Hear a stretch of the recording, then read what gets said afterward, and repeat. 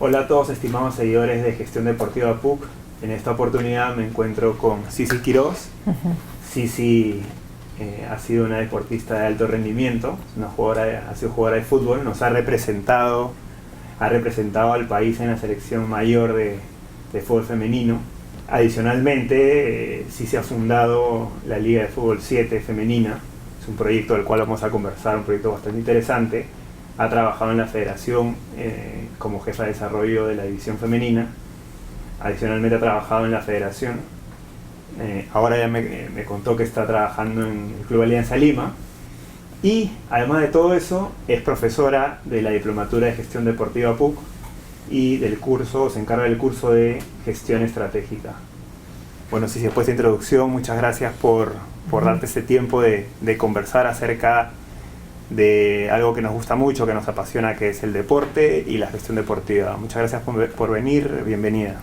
Muchas gracias a ustedes por la invitación, yo feliz y encantada de colaborar y ser parte de esto. Bueno, sí, yo he hecho una pequeña introducción, pero quisiera que me cuentes nos cuentes a nosotros tu aproximación con el deporte, ¿no? Cómo pasas, primero tu interés por practicarlo, cómo pasas del lado del deportista al lado de gerenciarlo, de entrar en el aspecto empresarial del deporte. Claro, yo empiezo, a mí desde que nací me encantó jugar fútbol, jugaba con mis hermanos, con mis primos, y desde ahí empezó mi amor por el deporte, ¿no? Mi mamá era súper deportista, mi papá también, entonces estaba entre el fútbol, el básquet, y así es que me fui desarrollando en el tiempo. A los 16 años me llaman, me dicen para jugar por un equipo que jugaba un torneo metropolitano organizado por la federación, y es así cuando tuve el primer contacto, digamos, al fútbol femenino de primer nivel. Tenía 16 años. Y ahí empecé a jugar fútbol. De hecho, yo no tapaba, yo he sido arquera. Ahí me empezaron a enseñar porque tenía ciertas habilidades para poder hacerlo.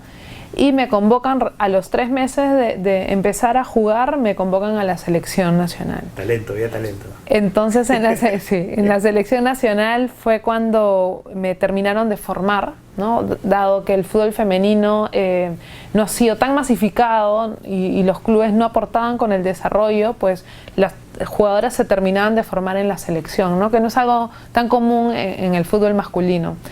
Pero en esa época así sucedía. Y en el tiempo, terminé de formarme en la selección, jugué en algunos equipos, luego me dediqué al futsal, que fue lo que me apasionó mucho más por la universidad donde también practicaba. Y luego doy un salto y ya más abocada a mi carrera, yo estudié administración, me dediqué bastante a la gestión, fui asesora de negocios, empecé a dirigirme más por ese lado y fue cuando tomé la decisión de emprender y hacer algo por mi propia cuenta.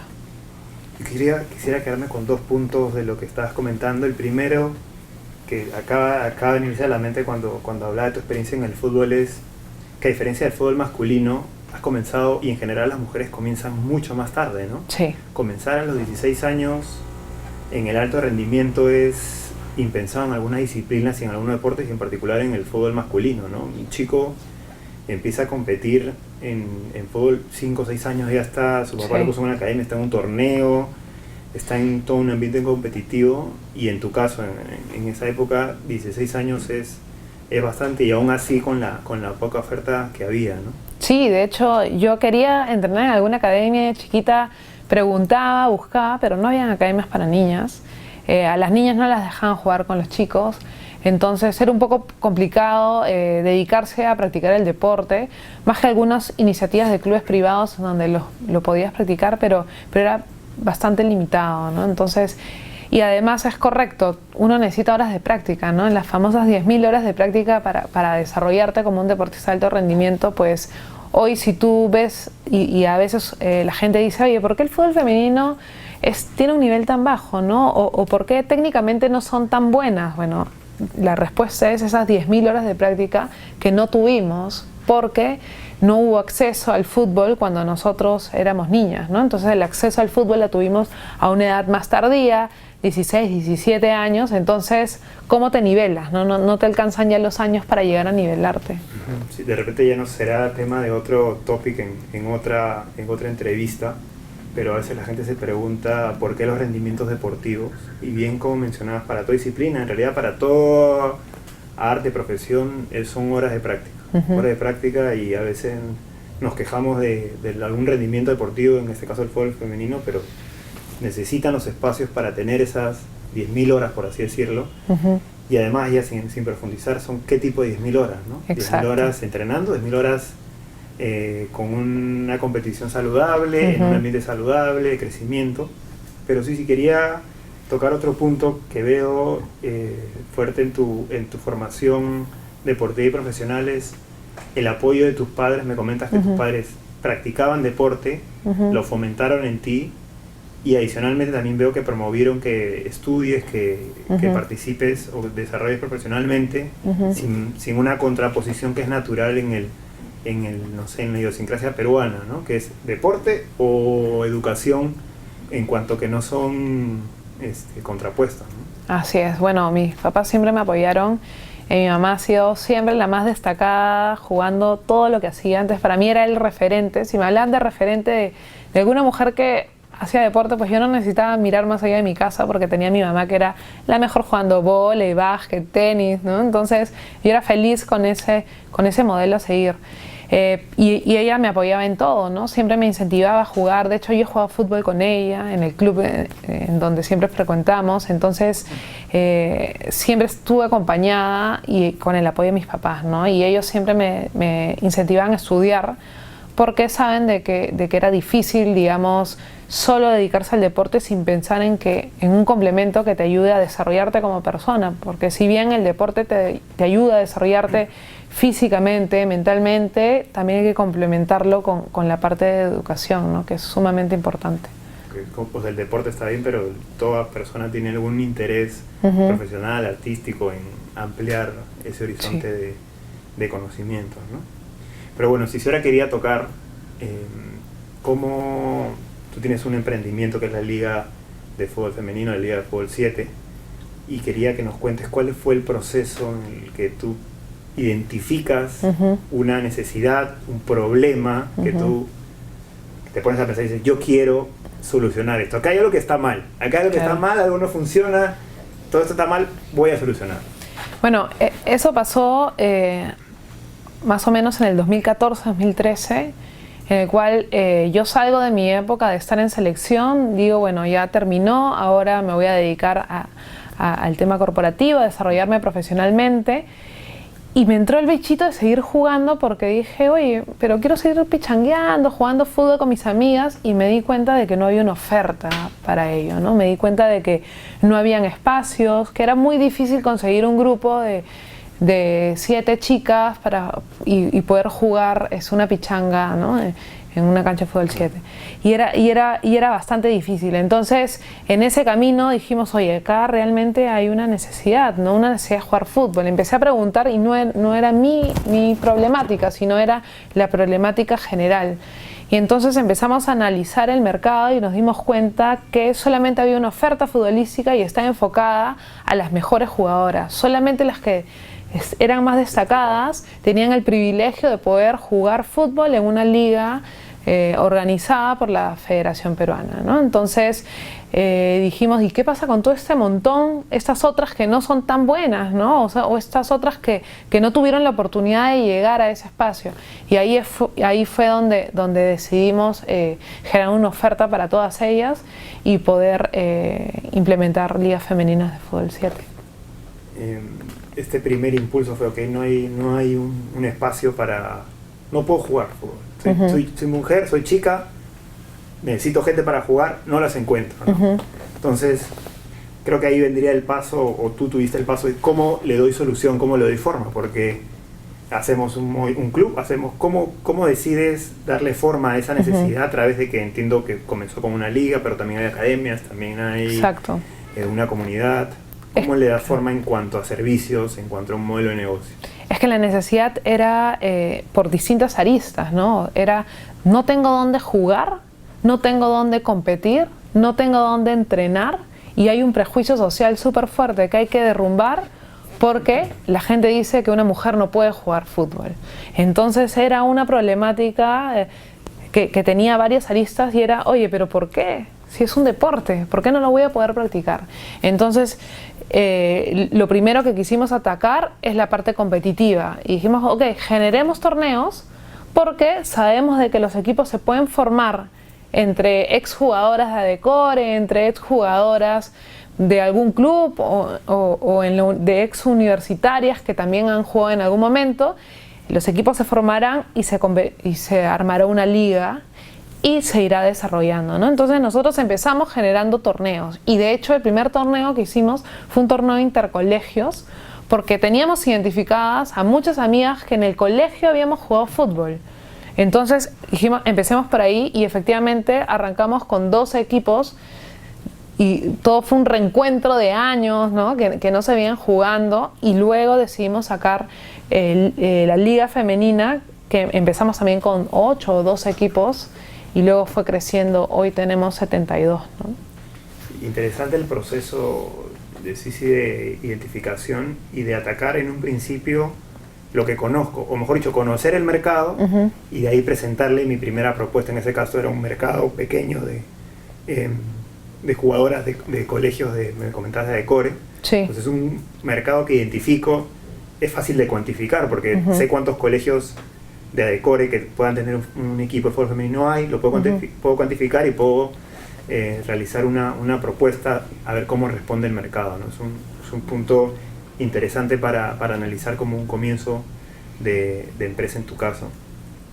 Quisiera que nos comentes cuál es la propuesta de valor. Ya nos comentaste, la idea es, voy a hacer un espacio competitivo que es mi torneo de Liga de Fútbol 7 para que vengan equipos y ellos puedan competir y tengan un encuentro y puedan realizar la actividad. ¿Y cuál sería mi propuesta de valor? ¿Qué servicio diferenciado? ¿Cómo atiendo a este público a través de estos torneos? Nuestra propuesta de valor parte de manera integral poder atacar todas las necesidades que obtuvimos y nos dimos cuenta que existían en el mercado, ¿no? Si hablamos por el lado de la competencia, nosotros identificamos que no existía una competencia bien organizada, con un nivel de calidad donde se le tome importancia al juego de la mujer, en donde tengas los mejores árbitros, en donde puedas tener una cobertura a través de streaming, toma de fotos, entrevistas a ras de campo, entrevistas detrás de un backing. Nosotros lo que queríamos que las chicas se lleven es esa experiencia de jugar de repente una liga profesional, pero digamos traída a un espacio de fútbol 7 chiquito, en una comunidad pequeña, pero que vivan esa experiencia que nadie nunca se las había dado y que se las había privado por años, ¿no? Entonces, cuando empezamos, y esto fue hace 5 años aproximadamente, el desarrollo también del marketing y de los diseños deportivos eran muy incipientes, recién se estaban iniciando. Entonces nosotros empezamos haciendo una propuesta diferente a través de redes sociales, que fue también el impulso que nos dio y nos ayudó a generar comunidad.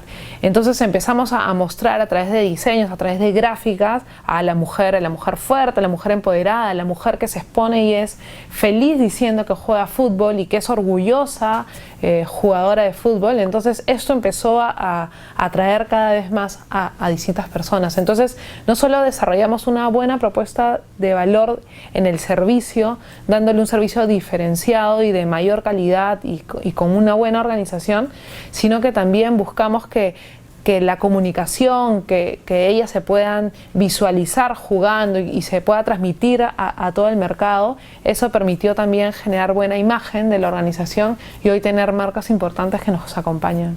Como idea de negocio, como propuesta de valor de la organización de un torneo, veo que está, ¿cómo se llaman? Los servicios básicos, que sería tener un campo medianamente apto para la práctica deportiva, en el caso del fútbol, tener árbitros, tener cierta convocatoria, que creería yo es los servicios básicos, ¿no? Claro.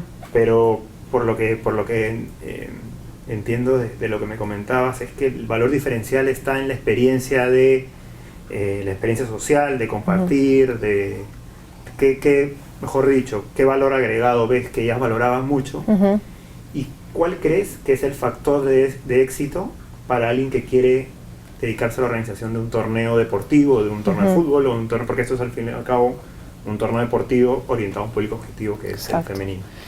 Nosotros lo que empezamos a identificar fue fue precisamente lo que tú comentas, ¿no? Las necesidades de las chicas, qué es lo que querían, qué es lo que sentían. Hicimos encuestas, hicimos pequeños focus. De hecho, al inicio, después de cada torneo, invitábamos a los grupos o a las líderes de cada equipo y las llevábamos a una parrilla, hablábamos con ellas, les hacíamos un montón de preguntas para entender si el servicio que estábamos dando era suficiente y era bueno, ¿no? Entonces ahí teníamos un montón de feedback y eso nos ayudaba a ir mejorando año a año y poderles dar distintas cosas que para ellas eran sumamente importantes, ¿no? Nosotros identificamos también de la necesidad de generar redes de contacto. A veces nosotras, las mujeres, no generamos tantas redes como los chicos los pueden generar.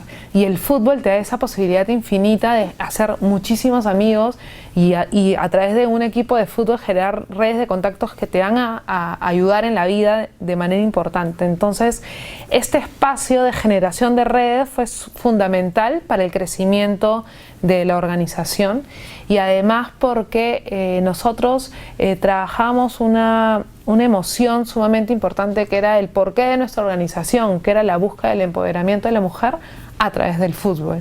Entonces utilizamos el fútbol como un vehículo movilizador para que las chicas digan, oye, yo juego fútbol, yo soy una mujer empoderada y si yo me atrevo a jugar fútbol en el Perú, pues me atrevo a hacer cualquier cosa que me proponga, porque a pesar de que el Perú es un país machista, pues yo puedo derrumbar esos prejuicios. Entonces, ese sentimiento movilizador, ese sentimiento de nosotros podemos hacer todo lo que nos propongamos, fue lo que hizo de que Liga Femenina siga creciendo y siga llegando chicas con ese mismo sentimiento, porque tú lo sientes desde chiquita, ¿no? Alguien que desde niña, desde los 11 años o 7 te digan, no, tú no puedes hacer eso, tú no puedes hacer esto, y en algún momento te preguntas, ¿por qué no puedo jugar fútbol, no?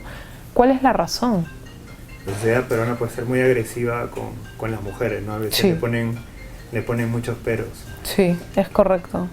Comentabas que cuando iniciaste el proyecto, que era el 2014, ¿me comentas? En 2014, 2014, es correcto. Uno de tus valores diferenciales fue la promoción, el uso de las redes sociales, la generación de una comunidad alrededor del fútbol femenino a través de tu torneo, que es muy interesante porque estamos hablando de 2014, que de repente era muy poco en boga, muy poco conversado en las estrategias de social media que son ahora 2020 básicas con respecto a la innovación, con respecto a las propuestas en todos los sectores, y en el sector deportivo está súper fuerte, ¿no? Cómo generamos comunidad, que vendría a ser lo que tú me has dicho, es esta red de contactos, generar un movimiento social, es social media aplicada al deporte, que es al fin y al cabo lo que hace que una persona, fuera de los del alto rendimiento, porque el alto rendimiento tiene una motivación diferente, que su motivación es competir, ganar y llevar mi esfuerzo al máximo para obtener un resultado, que ese es un tipo, pero después los demás tienen otros intereses relacionados al deporte, y uno de esos muy fuertes, esa generación de comunidad, esa generación de sentir pertenencia por un grupo en particular, un deporte en particular, o identificarse como yo soy runner, yo soy triatleta, yo soy futbolista, soy basquetbolista, tenista, etcétera, ¿no? Está súper interesante cómo de forma explícita o implícita se identificó en el 2014, que no era tan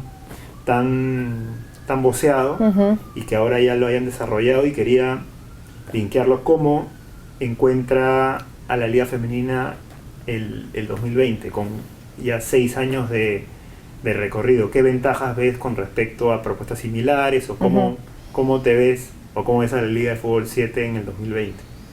Bueno, nosotros somos una organización que hemos ido creciendo y estamos yendo más allá de solo organizar eventos deportivos, ¿no? Empezamos, de hecho, organizando torneos, campeonatos, y luego hicimos academias, y luego hicimos partidos libres para que puedan competir, y empezamos a desarrollar, de hecho, el primer año que hicimos y que empezamos la organización, a desarrollar más el lado social del fútbol.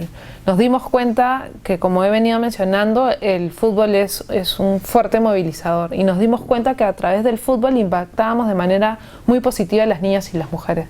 De hecho, hicimos distintos estudios de impacto que nos permitió realmente verificar cuál es ese crecimiento personal que podía tener, cuantificar ese impacto, que se queda un poco en la percepción, en lo, oye, qué bacán, las chicas están creciendo, pero si no mido a veces es difícil para mí mismo hacer gestión y en todo caso comercializar, vender apoyos, vender patrocinio. Así es, entonces con esta investigación que hicimos nos dimos cuenta que podíamos cambiarle la vida a muchas mujeres, a muchas niñas, y empezamos a desarrollar todo este ámbito social haciendo proyectos de desarrollo social de la mano con algunas organizaciones, y esto nos permitió abrir una línea nueva de negocio que es la parte de responsabilidad social, ¿no? Entonces, hoy nuestro enfoque está muy ligado al desarrollo social. De hecho, nosotros como organización estamos generando una fundación, una ONG que nos va a permitir seguir con este impacto, porque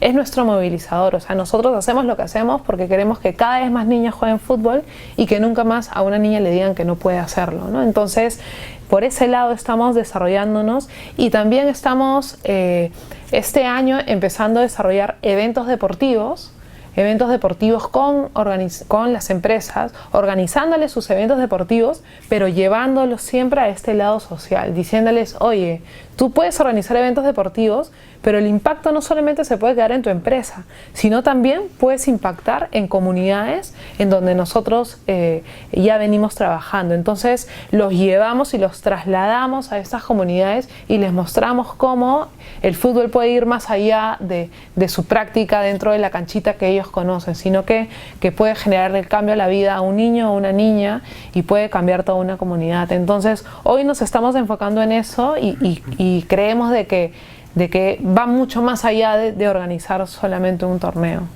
El deporte, verlo, como tú dices, un poco más allá, ¿no?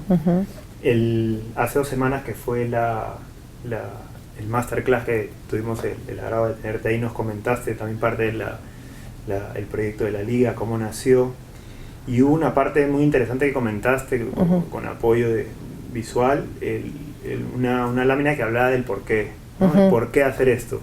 Me gustaría que desarrolles a raíz de, haciendo de ejemplo la liga, esa metodología o esas preguntas que tú te hacías para darle sentido a tu proyecto. Sí, bueno, cuando nosotros empezamos a desarrollar el proyecto, nos dimos cuenta de que había esta movilización, ¿no? Había una razón y un porqué que te llevaba más allá, que te permitía poder no solo movilizar, sino impactar de manera positiva a la gente. Entonces, creímos de que toda nuestra comunicación que estaba alrededor de todos nuestros productos tenían que ir ligados a ese porqué, porque de esta forma transmitíamos mejor los mensajes, la comunicación. Y esto pasa mucho porque hay empresas que no se enfocan en dar su razón de ser o su motivación, sino que empiezan a hablar de qué producto venden y dan mucha o muestran mucha la parte informativa, pero en realidad uno tiene que mostrar el alma de la organización y por ese lado es donde tiene que empezar a vender, ¿no? Eso te permite llegar a las personas, que las personas se fidelicen a la marca y hasta los mismos empleados, ¿no? O sea, para nosotros es muy fácil contratar a una persona que necesita trabajo y nosotros necesitamos de ella, pero ¿realmente está comprometida con el fútbol femenino? O sea, ¿realmente quiere generar un cambio? Para nosotros es importantísimo saber que todas las personas que trabajan con nosotros tienen un sentimiento muy potente de generar un cambio en la sociedad y que quieren cambiar el mundo como nosotros lo queremos hacer. Entonces, eso lo buscamos no solamente en el momento de contratar, sino en cada mensaje, en cada reunión, en cada exposición que hacemos, porque creemos de que eso nos moviliza mucho. En la lámina habían tres preguntas claves que me gustaría que compartas con las personas que nos ven y escuchan. Es el por qué, el qué y el cuándo, ¿no? Entonces, esas 3 preguntas, digamos, son las preguntas que tú puedes atacar de manera interna, de adentro hacia afuera o de afuera hacia adentro, ¿no? Y de hecho, siempre es importante atacarlo de adentro hacia afuera porque es donde te permite comunicar, digamos, la razón de ser de tu organización y te permite generar mejores mensajes hacia tu público. El por qué vendría a ser el motivo ¿por qué estoy metiendo este problema, encontrar un problema y por qué lo estoy haciendo? Es muy importante identificar ese por qué, porque cuando tú identificas este motivo, al tenerlo claro, no te focalizas en las herramientas que es el cómo, ¿no? O sea, digamos, tú identificaste un problema que era el empoderamiento femenino y la práctica del fútbol por parte de las mujeres. Así es. Tú has podido encontrar N herramientas de cómo solucionar. Has podido encontrar una plataforma virtual para que todas las chicas se metan y que ellas mismas se organicen y vayan a jugar. Esa es una herramienta. En tu caso, tú elegiste la herramienta de los torneos y las academias, etcétera, ¿no? Que puede variar, porque podríamos hablar en 5 años y tú me podrías decir, Jesús, mira, ya no estamos, nos olvidamos los torneos, ahora tenemos 5 clubes y estamos desarrollando el deporte femenino de otra forma. Y que puede cambiar y pueden haber otras herramientas, otros productos, etcétera, pero es muy probable que si te pregunte por qué lo haces, me vuelvas a responder exactamente lo mismo, ¿no? Exacto. Entonces, creo que la primera pregunta es fundamental porque te da el horizonte. O sea, ¿qué quiero hacer? Mejor dicho, ¿por qué? ¿Hacia dónde voy? Y después puedo ir cogiendo N herramientas que pueden ser coyunturales, pueden ser del momento, pueden ser a lo mejor el know-how que yo tengo, lo que yo puedo aplicar ahora. Y volviendo al caso de la aplicación, yo no soy ingeniero de tecnología, entonces yo puedo solucionarlo ahorita con academias, con torneos, soy entrenador, voy a entrenar, voy a buscar entrenador, etcétera, ¿no? Entonces la herramienta de repente puede ir variando, pero si tienes claro, como tú dices, el por qué, te da un norte. Un horizonte, claro. Un norte súper claro. Muy importante, ¿no? Entonces eso quisiera que lo linkees, en este caso, a gestión estratégica o parte de lo que de estas herramientas que se ven en cuanto a la materia que tú vas a dictar. Bueno, es muy importante generar y entender y tener claro cuáles son, bueno, tus metas, tus objetivos y en realidad la visión de tu organización, ¿no? O sea, si tú no tienes clara cuál es la visión y hacia dónde quieres ir, pues vas a tener muchos cambios en el camino y de repente te vas a ir desviando y no vas a cumplir con el objetivo final, con tu razón de ser, ¿no? Entonces, nosotros cuando iniciamos la organización sabíamos qué es lo que queríamos hacer y sabíamos a dónde queríamos llegar.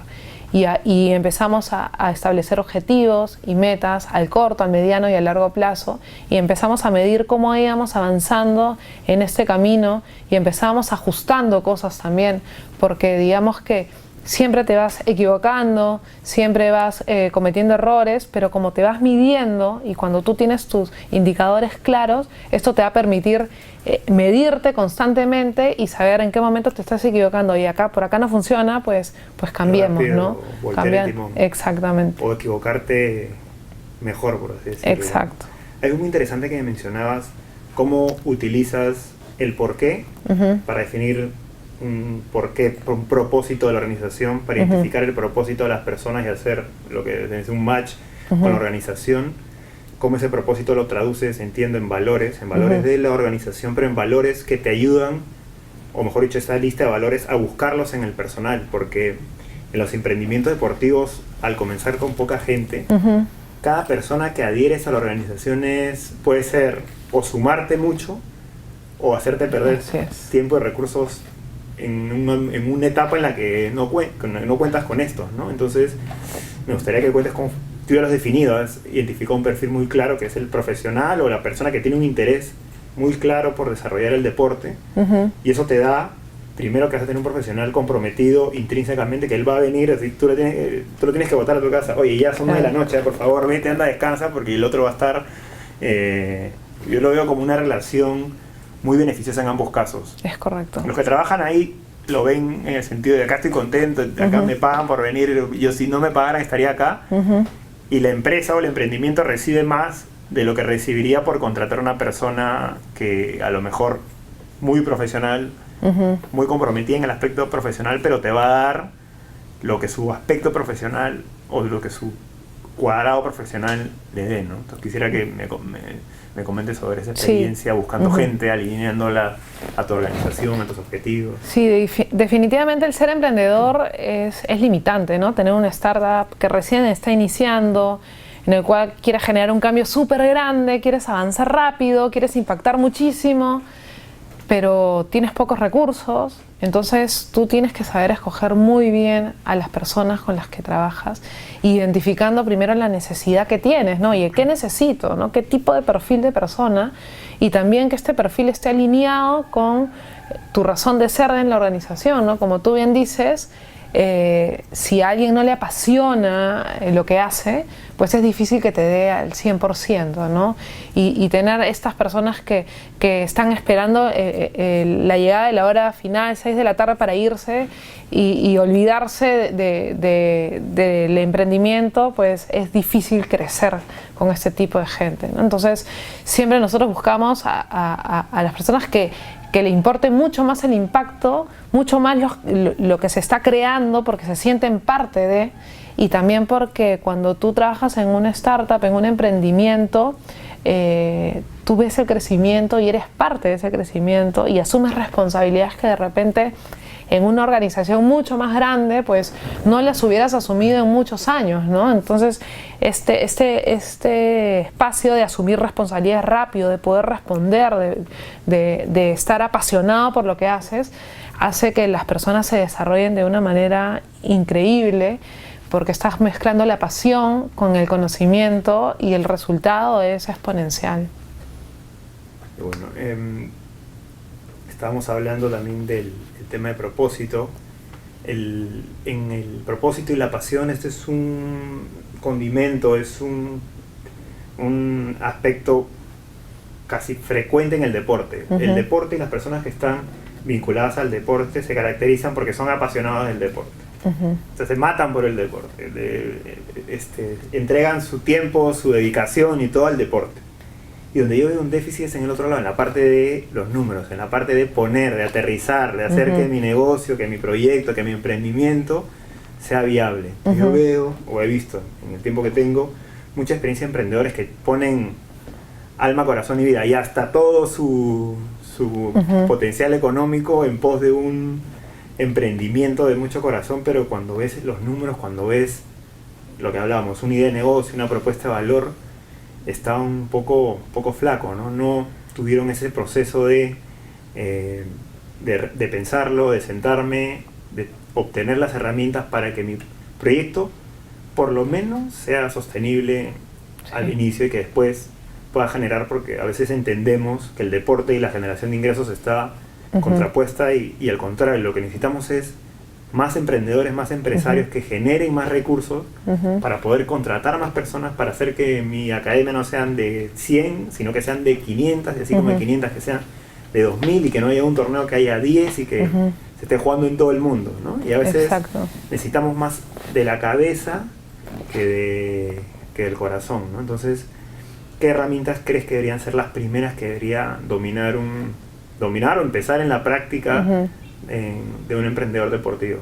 Definitivamente la planificación estratégica, ¿no? Yo creo que ese es el primer paso. Cuando nosotros empezamos con nuestra organización, todo era un Excel y una planificación, porque tanto mi socia como yo tenemos un perfil muy de negocio. Entonces teníamos todas las proyecciones. Nosotros no invertimos ni un sol en toda nuestra organización, porque nosotros cada proyecto que hacíamos buscábamos que sea autosostenible. Y si veíamos que no iba a ser autosostenible, pues decíamos, bueno, hay que hacer estos cambios, y ajustábamos en la práctica y buscábamos de que todo sea, digamos, viable, ¿no? Y así es que hemos tenido un buen cálculo, una buena planificación que nos permitió que todos nuestros productos pues se puedan mantener en el tiempo, ¿no? Y esta planificación involucra muchos ámbitos, ¿no? Desde la investigación de mercado, desde cuantificar el número o tu mercado objetivo, ¿no? Desde el poder entender las necesidades, el poder recolectar con la investigación, el de poder crear una buena propuesta de valor, y que esa propuesta de valor la puedas sostener haciendo una buena proyección de ingresos, ¿no? Y entendiendo ese mix entre cuánto yo ofrezco como servicio versus cuánto es lo que el cliente valora y me va a poder pagar, ¿no? Está dispuesto a pagar. Entonces hay que planificar mucho, entender bien a tu cliente, tu mercado, y de esta forma, digamos, lanzarte a hacerlo, ¿no? Para los gestores que nos están viendo o escuchando, por ejemplo, en el caso de Sisi con la Liga de Fútbol 7 femenino como modelo de negocio, que es la organización de un torneo. Entonces, ¿qué va a ser sostenible o qué va a hacer que sea un éxito? En el caso de cobro de inscripciones va a ser el número de equipos por cuánto va a pagar cada equipo. Exacto. ¿No? En simple, a veces nos queremos complicar la vida haciendo los Excel. El Excel viene después de la tele, pero primero conceptualizando mi torneo. ¿Qué necesito? Muchos equipos y que cada uno pague lo más posible por el servicio que le voy a dar. O sea, dos variables muy grandes, ¿no? Cuando voy a ver la variable de número de equipos, tengo que saber qué posibilidad hay de equipos. O sea, qué posibilidad de haber, si hay 20 chicas, van a haber a lo mucho 5 equipos. Entonces, ese será mi mejor escenario, ¿no? Exacto. Es evaluar qué posibilidad tengo de formar equipos, en este caso femeninos, o alguien que quiera ser masculino, interempresas. ¿Qué cantidad de número de equipos puedo obtener? Y el segundo sería, ¿cuánto me van a pagar? Exactamente. Yo te puedo poner el reportero, te traigo a alguien de la tele, lo grabamos, drones, bebidas hidratantes, podio, un trofeo de 3 metros, pero ¿estás dispuesto, o las chicas en este caso están dispuestas a pagar lo que cuesta eso? Eso te lo dice el mercado, ¿no? Te dice, exacto. Sí, no. Y otro componente muy importante que estoy a modo personal es que a veces la gente ni siquiera sabe lo que quiere, ¿no? Exacto. Te puede decir no, pero cuando tiene al frente, por N razones lo compra, ¿no? Exacto. Y ahí sí, eso es un topic muy interesante, un tema muy interesante de hasta cuánto tienes que escuchar a la gente, ¿no? Sí. Ahí creo que hay un límite, ¿no? Límite entre, ok, hasta ahí te escucho porque yo sé que hay algo que ni siquiera tú sabes y que yo te lo voy a dar. Exacto. De alguna u otra forma te lo voy a dar y va a mejorar mi producto, ¿no? Entonces yo creo que esa parte de pensarlo, conceptualizarlo y después aterrizarlo en números es parte de la estrategia, ¿no? De diseñar una estrategia, de hacer un análisis previo, lo que en un principio, o yo le digo, ponerle cabeza al emprendedor, ¿no? Exactamente. Porque ahí podríamos, y ahí sí me gustaría que comentes la responsabilidad que tiene un emprendedor, porque no es solo agarrar y abrir mi empresa, porque yo agarro y contrato gente y te digo, ven a mi proyecto, te voy a contratar, pero y después volteamos y discúlpame, creo que me equivoqué en los cálculos y no hay para pagarte el otro mes. No hay una responsabilidad grande. Es una responsabilidad inmensa, ¿no? Porque tú tienes gente que confía en las decisiones que tú tomas, confía en el rumbo que está tomando la organización y dedican su tiempo, su vida, su energía y sus ganas por seguir, ¿no? Por seguir trabajando contigo. Entonces, en ese camino, yo creo que es así los emprendimientos, ¿no? O sea, son grupos pequeños de gente que sigue un líder, ¿no? Que sigue una idea, que sigue un sueño, y en la medida en que todos crean de que eso va a ser posible, pues es el motor que te ayuda a llegar a los objetivos. Hay un paso entre vamos a llamarlo, el líder operativo del primer momento y el líder que ya empieza, o su grupo empieza a crecer y tiene que tomar otros roles, que seguro te ha pasado y me gustaría que te cuentes. Al principio, me imagino que con los primeros torneos, tú buscabas el agua, buscabas al referee, buscabas el campo, hacías todas las gestiones, estabas de 9 a 6 de la tarde mirando que todo el torneo se realice, inscribiendo, poniendo en la web, poniendo en el Facebook, haciendo todo. Exacto. ¿No? Entonces, y porque hay también esa pasión y ese ánimo de hacerlo, pero yo creo que hay un punto en que tú tienes que quitarte ese sombrero operativo, ese sombrero de realización y decir, si me pongo a hacer esto, no voy a poder buscar más equipos, no voy a poder buscar más patrocinadores, no voy a poder mejorar, pensar cómo crecer la organización, que creo que es también uno de los problemas de emprendedores deportivos, que se quedan en no, yo tengo que estar aquí, yo tengo que hacer, dar el producto, si yo no estoy, no se va a entregar como yo quiero que se entregue. Así es, ¿no? Eso pasa muchísimo, de hecho a nosotros nos ha pasado, yo cargaba todos los banners y he estado súper metida en campo y en el tema operativo, pero en la medida en que la organización va creciendo te das cuenta de que tú no puedes hacer todo y que es importante confiar en las otras personas, capacitar de manera correcta, generar procesos para que lo que tú creas que es correcto, pues lo puedas transmitir al resto y estos procesos se empiecen a cumplir en el tiempo, ¿no? Y en la medida que la organización va creciendo, pues vas teniendo mayores controles, empiezas a estar un poco más arriba, empiezas a dar más responsabilidad, empiezas a delegar a pedir cumplimiento de indicadores, pedir cumplimiento de satisfacción del cliente. Entonces es en ese momento, a veces cuesta mucho, a veces cuesta soltar, dejarlo, porque uno piensa que no hay nadie que lo haga mejor que tú, pero a veces uno se da gratas sorpresas y te das cuenta que hay gente que lo hace mejor que tú y que a veces tiene otra forma de ver las cosas y te va sumando a la organización y va haciendo que la organización sea más grande, ¿no? Y más robusta. Cuesta, perdón, dejar al hijo a veces, ¿no? Sí. Dárselo a otro, darte que Es verdad, es verdad. Si quisiera que nos compartas lo que tengas en números de la industria deportiva, en este caso de la industria del fútbol femenino. Bueno, respecto a nuestra organización, bueno, nosotros hemos llegado a impactar, y anualmente nosotros impactamos a 4.000 mujeres. Tenemos un crecimiento de más o menos 500 mujeres por año. Nuestro porcentaje es 20% niñas, 80% adultas. De hecho, nosotros en estos últimos años nos estamos enfocando a que cada vez más niñas se involucren en la práctica. Ya abarcamos todo este mercado de adultas que querían jugar fútbol, no encontraban un espacio, pues hemos generado todo un mercado para que esto se pueda dar, no solamente participando en nuestros torneos, sino que el mercado se ha activado de tal manera que ya hay otras iniciativas en donde también existen torneos. Nuestros propios equipos o los equipos que participan con nosotros han empezado a hacer sus academias, entonces se ha activado el mercado y eso es súper interesante y ha hecho que el fútbol femenino tenga un crecimiento en estos últimos años bastante fuerte, ¿no? Hay distintas organizaciones también que ahora están apostando por el fútbol 7, por el futsal, por el fútbol 11. Entonces realmente se está activando el fútbol femenino en el Perú y son mucho más de 250.000 chicas que juegan, no solamente en Lima, sino en todo el Perú, ¿no? Lo bueno es que ahora ya no tienen que esperar hasta los 16 años para jugar. Exacto, ahora pueden jugar desde los 10. O sea, nosotros tenemos una liga de 10 y te mueres cuando ves a una niñita de 8 o 9 años con una pelota y que la destruye jugando. O sea, no sabes lo emocionante que es, porque tú dices, oye, cómo me hubiera gustado estar ahí y qué paja, qué lindo saber que ahora ella tiene la oportunidad de hacerlo. ¿Y oportunidades en el sector del fútbol femenino futuro?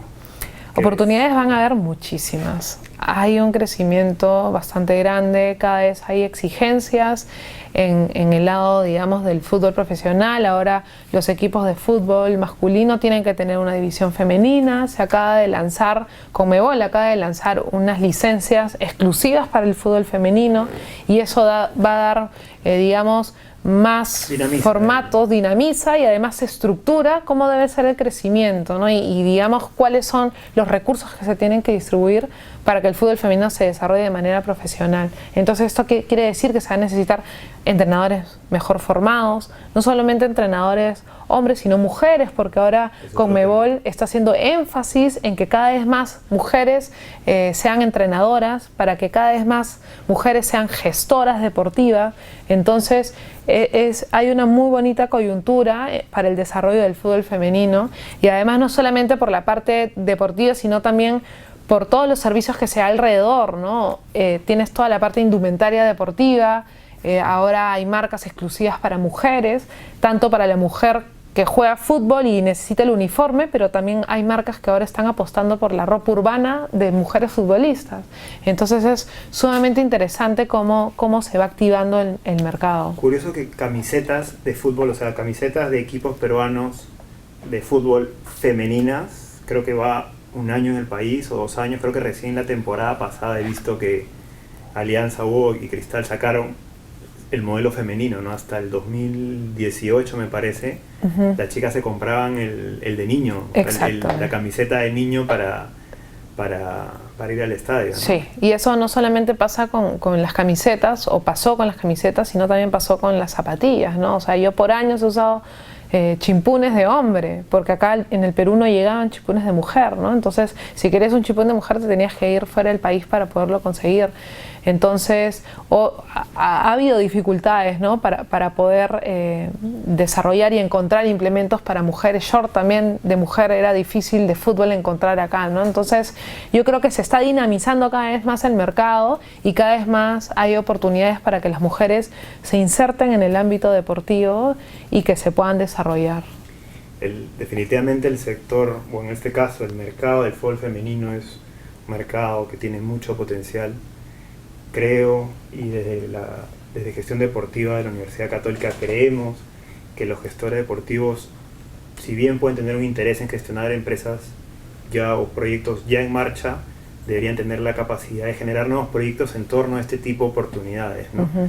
En su momento lo conversamos, el sector deportivo en el país es un sector que requiere, más que administradores, de gente que diga, hay este problema, mira, ¿sabes qué? Quiero hacer algo, Ujú. quiero cambiarlo, quiero hacer algo nuevo, pero no solo con intención, sino con un modelo de negocio, con algo que sea Ujú. sostenible, que genere ingresos para que pueda haber más movimiento y genere un impacto desde una perspectiva de negocios, ¿no? Por eso Ujú. creo que en el sector deportivo, con gran énfasis, tiene que haber un sentido de emprendimiento, un sentido de hacer cosas nuevas, de Ujú. buscar, de desarrollar desde un aspecto, ya te dije, de emprendimiento y de generar cosas nuevas, ¿no? Entonces es por eso que en este caso estás tú como profesora que tienes Ujú. ese espíritu ya intrínseco de emprendedor Ujú. y también como con los conocimientos en tema de estrategia y de innovación.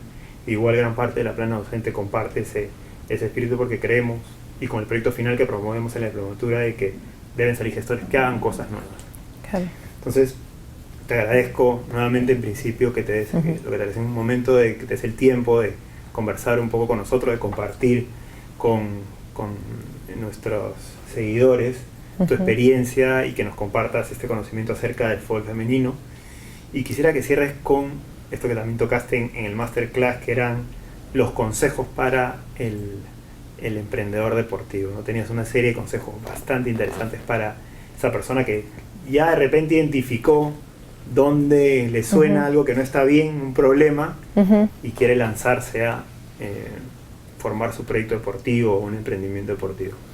Sí, bueno, en el masterclass yo comenté que hay que buscar que la gente disfrute del proceso, ¿no? A veces uno se olvida y por querer llegar a los objetivos y por querer hacer tu proyecto sostenible, pues te olvidas de disfrutar el proceso, y no solamente de disfrutar todo lo que vas consiguiendo, sino de celebrar esos logros que vas consiguiendo, ¿no?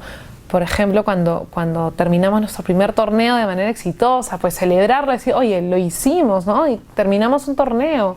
O cuando lanzamos la primera liga de niñas y vimos 4 canchas de niñas pues jugando a la vez, y para nosotros era un logro, pues ese proceso, ese disfrute es sumamente importante, ¿no? Y también creo que es importante pues calcular estos recursos, ¿no? Y otra cosa que yo hablaba es date cuenta de cuáles son los recursos necesarios que necesitas para involucrarte de lleno al emprendimiento.